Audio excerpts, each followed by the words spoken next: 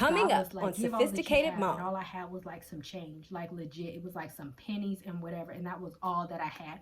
And I put it in the basket thinking, oh, I'm being subservient to the Lord. And there was like holes in the basket. So as people was passing down the basket, my change was falling out through the basket and onto the floor.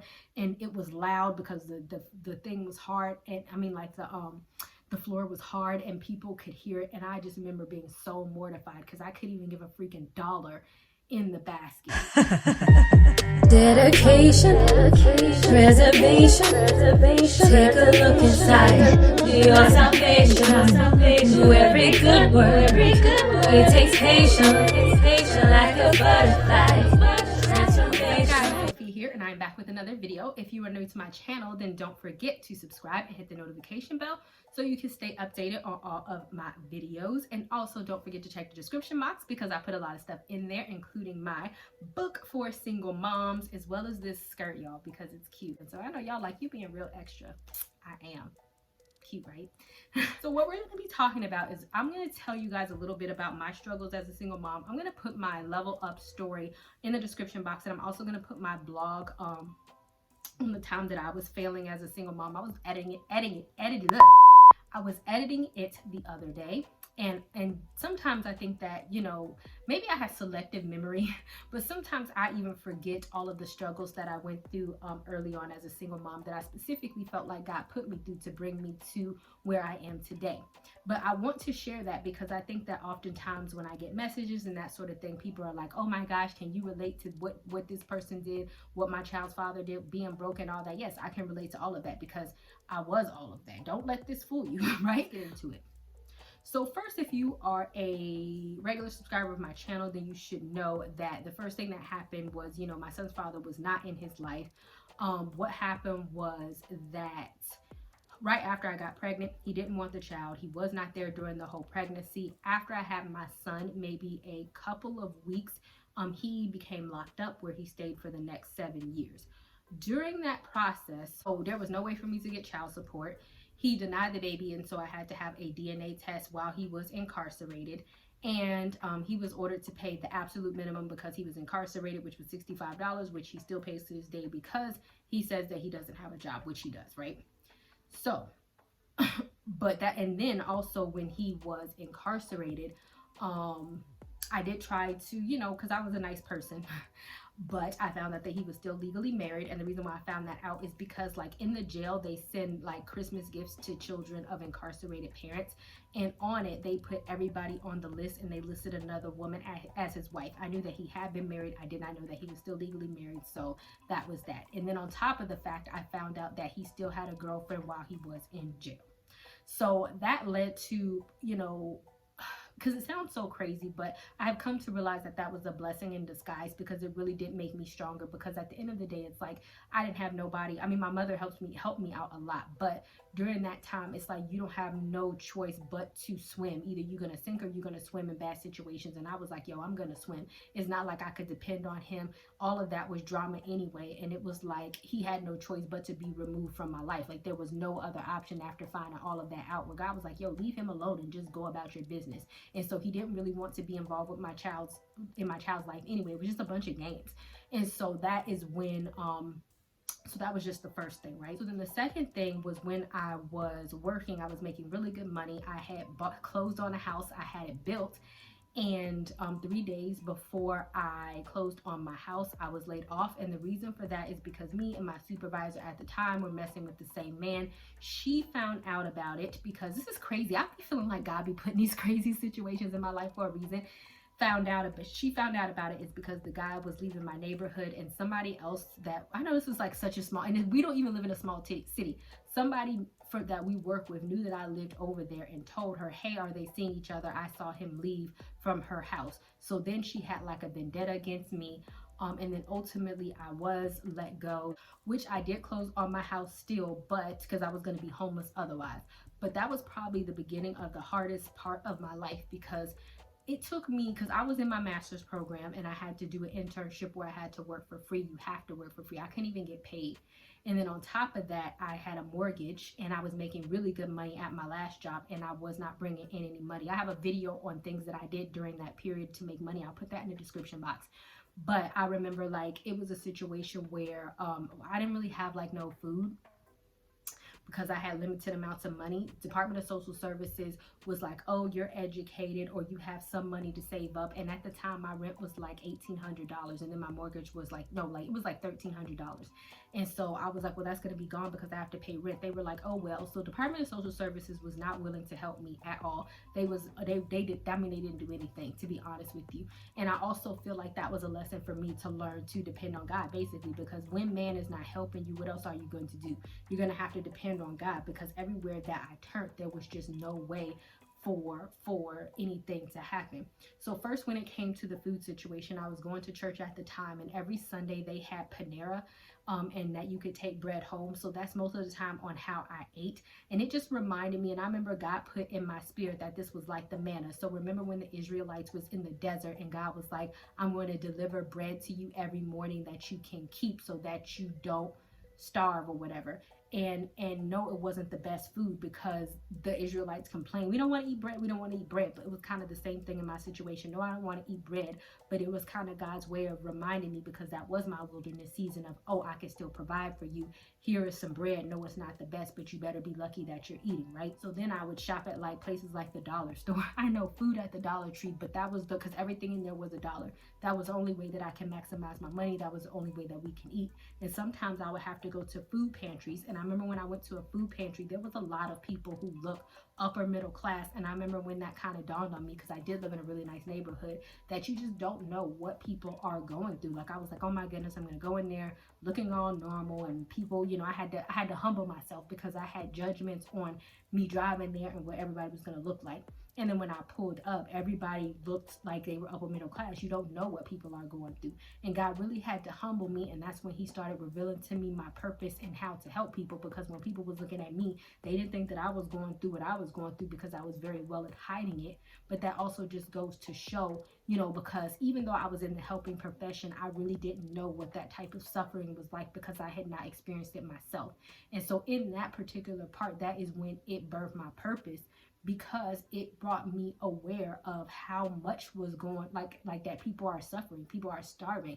You know, social services does not help people. It can be very difficult to get a job, because even when I did get a job, it took me like 6 months, and I was literally like applying for jobs all the time. But it took me 6 months, and I think that was very intentional, because that's what God's wanted. And then I was still suffering, because I was making about almost $30,000 less than what I was making before. And that was also very intentional, I feel, because God was trying to show me something, like this is what regular people go through. And I thought that I was exempt from that, because oh, I had education, or oh, I had set myself up to this. But God was showing me like, okay, but you put your value in the world, then that's what you're going to get back. But put your value in me, and I can provide for you.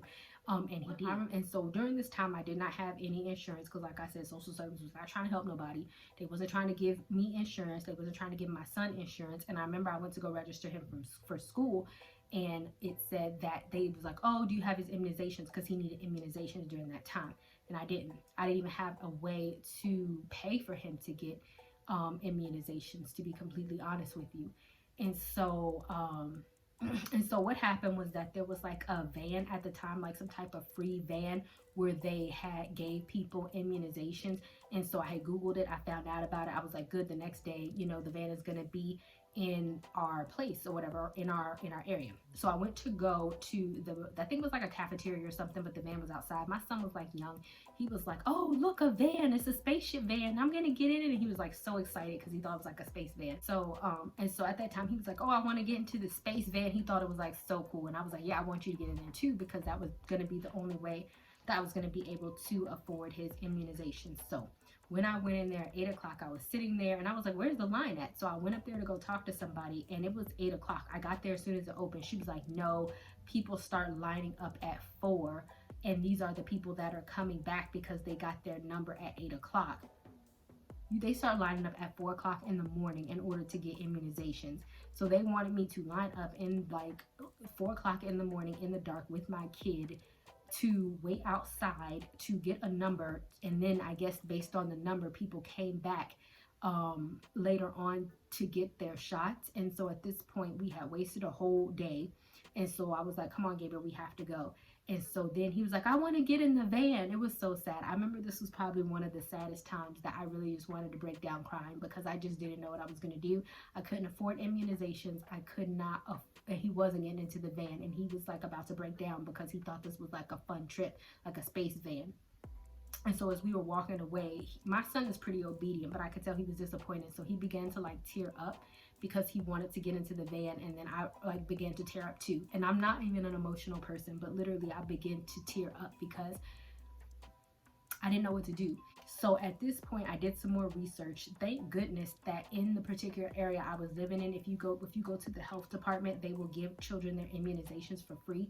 And so that's what I ended up doing. And the nurse, I promise you, if I knew her name, I would like thank her so much, because I think that was like the first person who had given me any level of comfort. Because before it was like, oh, but you're educated, you live in a suburban area, you're like, people were judging me, you're a single mom, what is all of this? And when I was on the height of my game and I was making all this money and I was like being able to do all of this stuff, people was like, oh, you're doing it. But I had fell on hard times, and all of a sudden people's perception of me had completely changed. And all of a sudden it was like I was the freaking scum of the universe, right? And you know, social services, nobody wanted to help me. Nobody wanted to help me because I was too productive to help. And so when the nurse, she gave, I was telling her what happened, because at first I didn't tell her a bunch, and she was like, well, why don't you get help? I was like, I tried, this is what happened. And I remember she just shook her head. She was like, yeah, it's like that here. You know, I work with people in the Pastoral Department of Social Services, but I always feel that a lot of the times the system is made to help keep you down. It is not made to elevate you. If you make too much, and too much is not even a lot, like it's not even a livable wage, then they will not give you any sort of benefits, or they will decrease your benefits. But if you don't have a job, or if you continuously don't have a job, they'll give you a whole bunch of money. But if you get like even a part-time job and a little bit of hours, they will either stop helping you or they will decrease your check significantly. So the opposite end of the spectrum was, okay, because I was like side hustling and doing this, that, and the third. So it was like, okay, but do I stop even making a little money that I get just to get some money from social services, which wasn't much, or do I continue to try? And I had to continue to try. I can't just stop doing what I'm doing just to get freaking benefits from social services. And I remember that nurse was like the first person who actually understood that. And I remember even she gave my son immunizations, and then she gave me some shots as well. Like it was flu season. She gave me like a hepatitis, just out of the kindness of her heart, because she didn't want me to get sick. So whatever things that they had to like immunize people, she gave it to me because she knew that I just didn't have, if I did get sick, I couldn't afford to get sick. And it was like that little small act of kindness, like it really just like broke my heart, because nobody had done that. Yeah.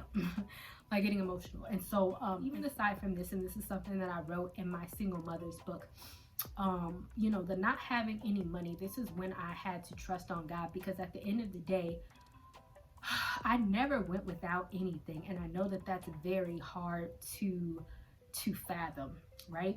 Because how? I don't even know how.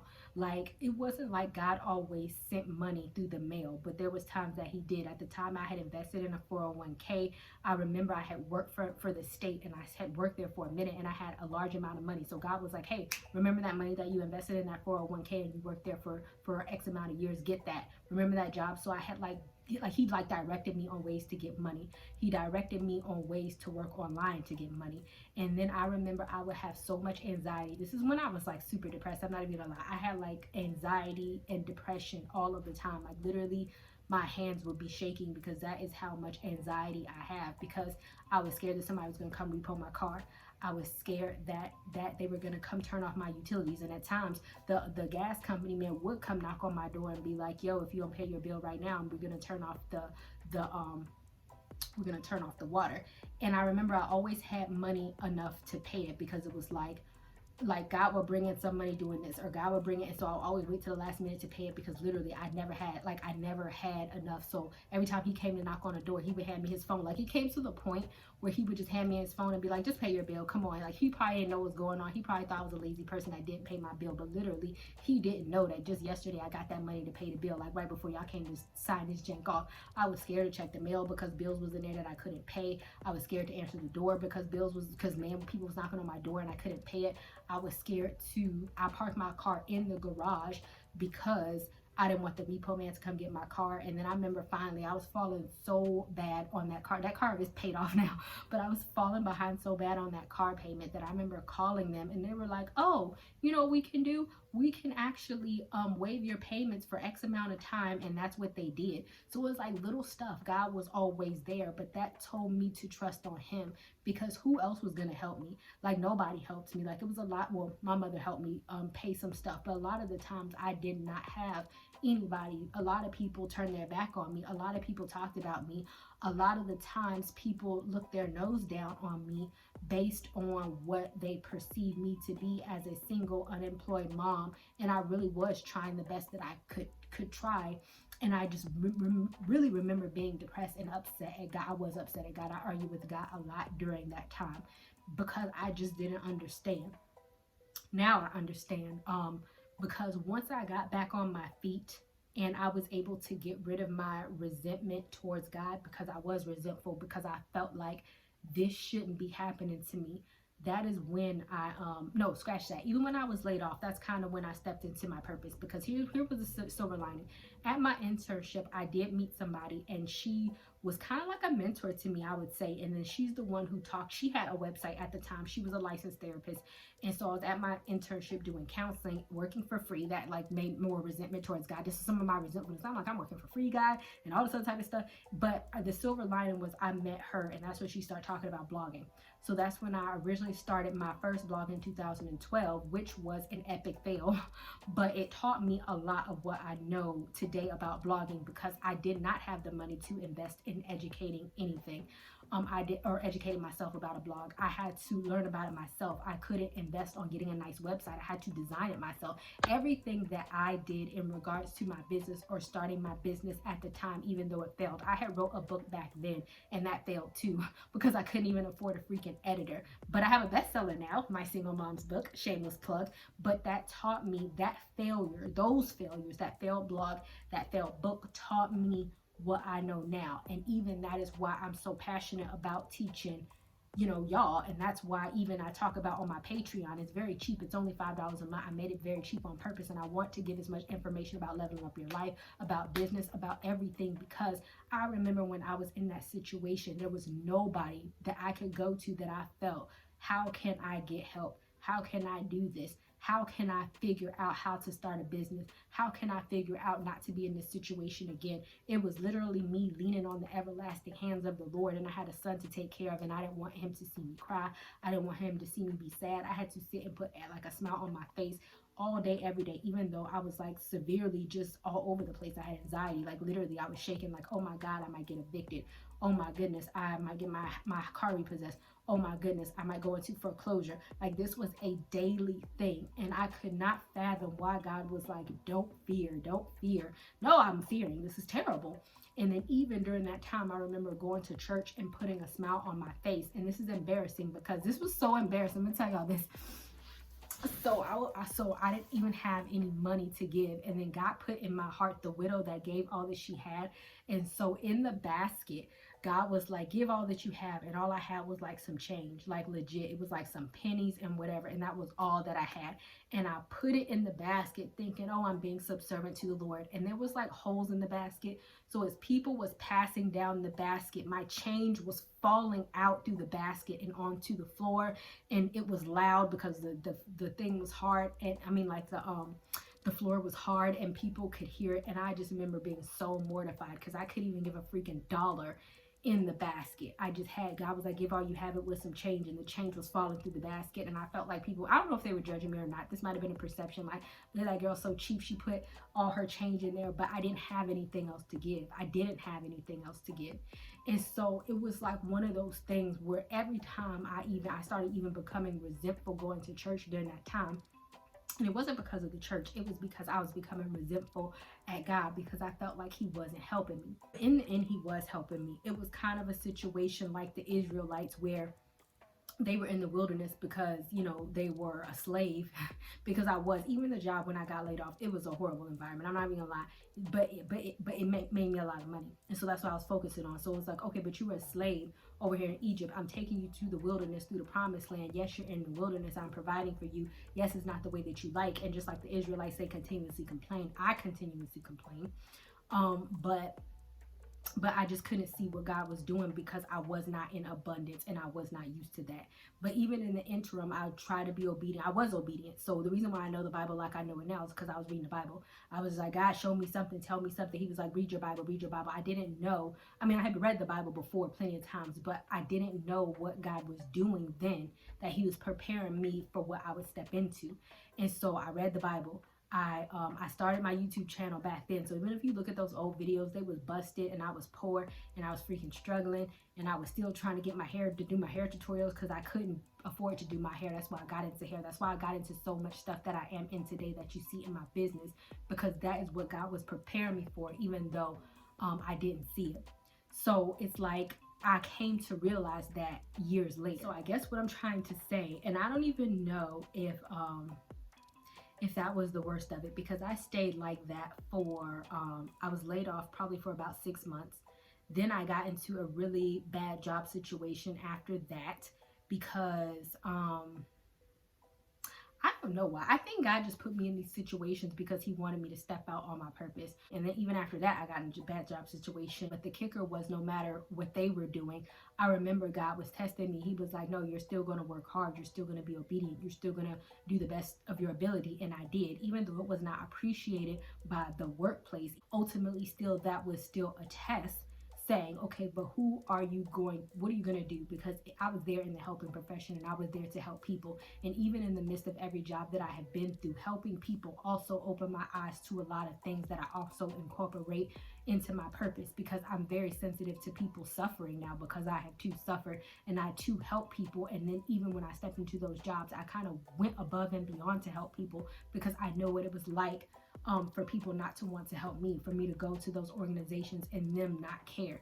And I was like, and I remember saying, like, okay, but how would they feel if this was them and they were in this situation? Because it could happen to anybody. It happened to me. And so I told myself, when I get into another helping profession, I was not going to just turn a blind eye to people that needed help. So it didn't matter how my job was treating me. None of that mattered, because I wanted to help people, because that's the same help that I needed when I was going through my situation. And so ultimately, that's kind of the training that God gave me for me to step throughout my purpose. That's a lot of stuff that I went through as a single mother that was very difficult, that y'all might not see while I'm sitting up here in this big foofy dress. I did eventually have to sell my house, and I had to move in with my mother until I got back on my feet. I do live down the street from my mom, because I did not want to move back with my mom. I surely didn't. So I moved down the street from my mother. And then literally, this house is smaller than the one that I had, but it's probably best that it was smaller, because I think my first house was over 2,000 square feet. I didn't need all of that. It also brought me on how like materialistic sometimes we are. It was like me and my son. I didn't need a 2,000 square foot home. This one is about 1,600 square feet, and literally everything that I wanted, because it really hurt me when I had to let go of my house and move with my mother, because it was something that I felt like I had worked so hard for, that I now had to let go. But I did. And then even when I moved into this house, it's very similar to my old house, and it has all of the needs that I like in houses. I wanted a garage. God was like, fine. I wanted a separate shower and a separate tub. God was like, fine. I wanted 3 bedrooms. One of us is an office, because I wanted to work. He was like, fine. So everything that I wanted, I got. And ultimately, it was like God restored everything that had went horrifically wrong. And on top of it, he gave me the opportunity to help y'all. So that's about it. I hope I covered everything. I know I have a smile on my face, but I'm not a very sensitive or emotional person, and I certainly don't like to talk about my struggles or weaknesses or anything like that. And so I probably didn't even cover how bad this situation was, but I just felt like it was a good opportunity to show you guys, like, yes, things happen. Yes, things suck. Yes, they may seem horrific in the moment, but they certainly don't last always. And I believe if you're willing to weather through the storm, then they can get a whole bunch better, a lot better. All right, guys, thank you so much for watching, and I will see you guys another day, another time.